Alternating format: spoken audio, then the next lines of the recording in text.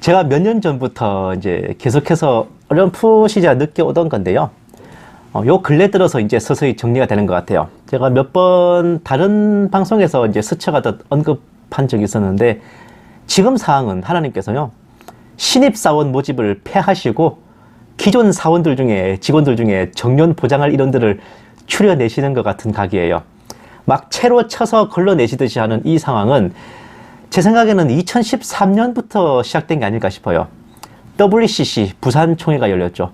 교회급 배도가 이 땅에서 시작됐습니다. 이듬해 2014년에는 세월호 인신제 사설, 남침 땅굴 음모론, 12월 전쟁설들의 수많은 성도들이 푹 빠져 신나게 놀아났습니다. WCC에 대한 경계를 돌리기 위함인지 아니면 정통정부를 축출하기 위함인지 그 무슨 이슬람 바로 알기 시리즈를 중심으로 이슬람에 대한 경계도 피어올랐는데, 어디 지금 와서도 이슬람이 그렇게 중요하시나요? 네? 할랄 단지 음모론, 히잡 한번 쓴 것으로 대통령이 이슬람의 나라를 판다느니 하며 또다시 그리스도인들의 마음을 뒤흔들었고, 그 후에는 뭐 대통령의 친구가 무당이라더라 가더라 하면서 또다시 그리스도인들이 신나게 놀아난 결과 멀쩡하던 나라가 무너지고 작금의 주사파 정권에 들어서서 근 5년간 교회와 성도들을, 나라와 국민들을 요지경으로 만들어놨습니다. 그리스도인들이 제대로 상황 파악을 못하고 정말 서푼짜리 음모론에 놀아나서 배도와 반역의 공범이 되어준 결과 요 모양 요 꼴의 정세를 맞이하게 됐는데요. 그나마 나라를 살릴 기회가 있었는데도 그 무슨 하나님의 사람이지 뭔지에 푹 빠져서 빌라도 같은 사람이기도 하고 가룟유다 같은 사람이기도 했는데, 우리 하나님의 사람 하면서 그렇게 푹 빠져서 기회를 날렸죠. 근데 이제는요, 무당도 좋아요, 무속도 좋아요 하면서 정권 교체가 우상이 되고 있잖아요. 이쯤 되면요, 이 땅에 진짜 제정신 박힌 그리스도인들이 얼마나 되는지 이제 궁금할 지경입니다. 그나마 주님 오심을 기다린다는 그리스도인들을 보더라도 이쪽은 오히려 한술 더 떠요. 예수님 십자가 보혈의 은혜와 죄 사함의 복음, 구원의 확신조차 내던져 버렸어. 의롭다 여김을 받는 대신 스스로 구원을 이루시려고 해. 행위로 뭘 해보려고 합니다. 입으로는 믿습니다, 믿습니다 하면서 뒤로 딴소리하고 있죠. 이러니 우리네 그리스도인들의 발밑이 점점 패어들고 있어요. 마치 피라미드 구조처럼 갈수록 줄어들고 있는 게 느껴진단 말입니다. 좌빨 교인들 빼고, 음모론에 놀아나는 교인들 빼고, WCC에 가담하는 교인들 빼고, 구원의 확신 없는 교인들 빼고, 행위 구원 외치는 교인들 빼고, 무속에 눈 감는 교인들 빼고 하다 보면 제 말이 농담이 아닌 걸 느끼실 겁니다.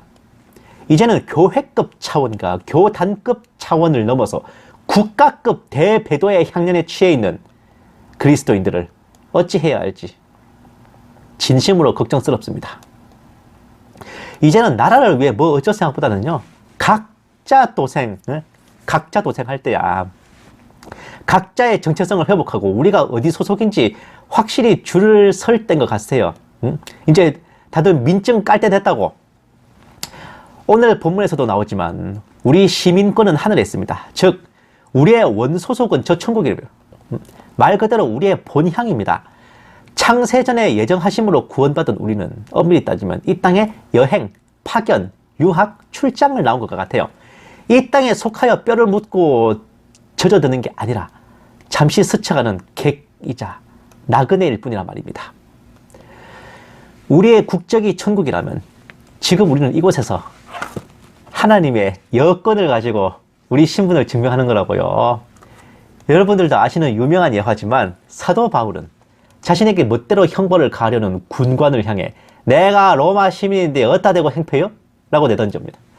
군관은 그 말을 듣자 깨갱하고 물러서죠.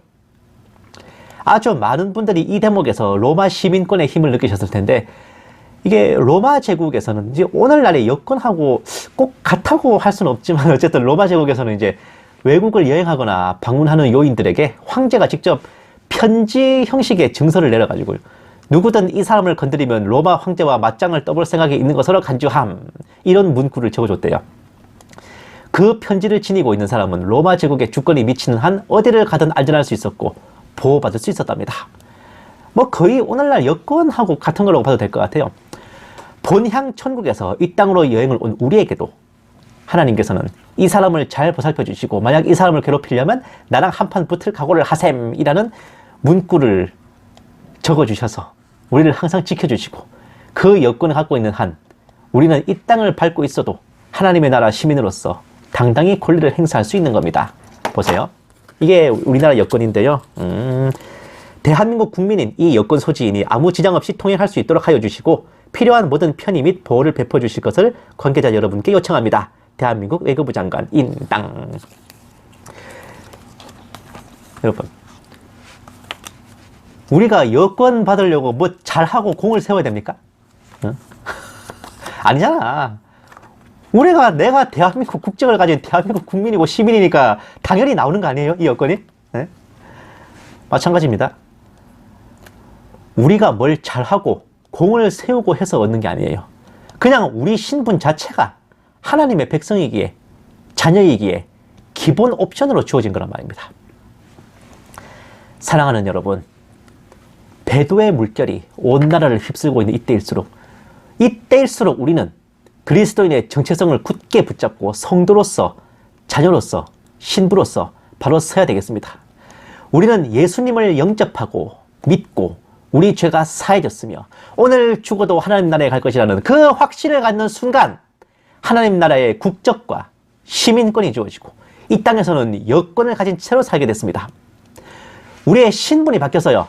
우리가 이 땅에서 잘하든 못하든 그것은 하나님의 백성으로서 행하는 겁니다. 이 땅에서 행한 모든 것은 여행과 출장을 마치고 본향 천국으로 귀국한 후 입국 심사대에서 평가를 받아 공과 과에 따라 포상이 주어지고 어지간히 막 살아가지고 도저히 이거는 포상할 게 건덕지가 없다 해도 하나님의 나라 입국 심사대까지 왔다는 것 자체가 그 사람은 천국 백성이고 당당한 시민권자임을 입증하는 겁니다. 왜? 여건이 없으면 그까지 오지를 못해요. 군대를 다녀오신 분들 아시겠지만 어느 부대에나 일정 비율의 뺀찌리와 관심병사와 고문관이 있습니다. 근데 그렇다고 해서 그들의 군인 신분이 없어지진 않잖아요. 우리가 이 땅에서 살아가면서 싸가지 없고 개념 없고 막 나가는 그리스도인일 수는 있습니다. 근데요, 뺀찌리와 관심병사와 고문관일 망정 군인이기를 포기해서는 안 되고요. 싸가지 없고 개념 없고 막 나갈 망정 그리스도인이기를 포기해서는 안 된단 말입니다. 국적과 여건이 말소되는 사유는 자신이 머물고 있는 그 나라에 빌붙어가지고 본국 국적을 포기하거나 혹은 그 나라에 머물면서 본국에 대한 반역을 저지르거나 혹은 머무는 나라에서 악질 범죄를 저지르거나 하는 경우가 있는데 세 번째 같은 경우에는 뭐 거기서 법에 따라 죄값을 치르면은 본국 국적과 여건까지 말소당하지는 않아요. 근데 첫 번째, 두 번째는 얄짤이 없습니다. 우리 행위가 연약하고 휘청거리고 하자 있을 수는 있습니다. 하지만 그 어떤 경우에도 하나님의 나라와 그 의를 배신하고 배도하는 것만은 생각조차 하지 말아야 돼요. 아무리 거룩하고 정결하고 온전하게 깨끗하게 맑게 자신있게 클린 앤 클리어로 세상을 살아간다 한들 하나님의 나라를 배반하고 배도하는 순간 그 사람의 천국 국적과 시민권은 말소되고 그 사람의 여권은 휴지 조각이 됩니다. 폴란드 망명정부 집회까지 된단 말이야. 모든 권리를 상실하게 될 겁니다. 배도가 뭐 별거 없습니까? 내가 구원받는 것에 있어서 예수 그리스도의 보혈만으로는 부족하다. 혹은 나의 구원은 내가 열심히 노력해서 이루겠다. 혹은 예수님의 보혈에 내 노력을 보태어 구원 역사에 협력하겠다. 이런 느자구 없는 생각을 하는 것도 아주 거룩하고 신실한 배도입니다. 예? 여건 따위 필요 없이 나는 자력으로 귀국하겠다는 겁니다.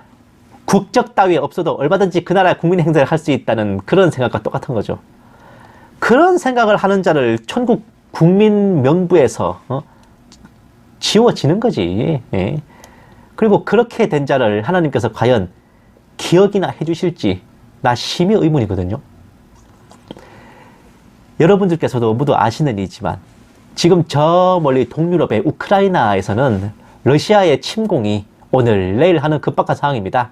그러다 보니 우크라이나에 외교관을 보낸 나라들은 앞을 다투어 공관을 철수하고 있습니다. 외교관들 다 불러들이고 있어요. 또 여행, 유학, 파견, 출장 등으로 그곳에 머물고 있는 자국민들, 재외 국민이라 그러죠. 그런 이제 국적을 가진 사람들을 급거 귀국시키고 있는 모습들이 보이고 있습니다. 근데 보세요. 그 사람들이 우크라이나에서 모범적으로 바르게 살았든 그냥 대충 살았든 그런 거 따집니까?